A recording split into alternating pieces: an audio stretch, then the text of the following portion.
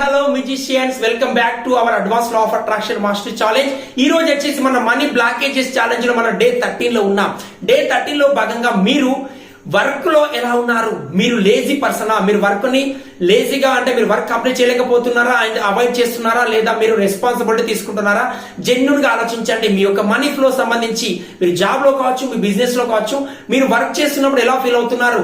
ఎంతో ఎంతూజియాసంతో మీరు ఎంతో పాజిటివ్ గా మోటివేషన్ గా వర్క్ చేస్తున్నారా, లేదా లేజీగా ఏదో సాలరీ ఇస్తున్నారు కదా చేస్తున్నాం, లేదా స్టార్ట్ చేసాం కదా చేస్తున్నాం, లేదా ఫ్యామిలీ కోసం, మా వైఫ్ కోసం, మా హస్బెండ్ కోసం, మా తల్లిదండ్రుల కోసం ఇలాంటి మైండ్ సెట్ లో కనుక ఉన్నారా?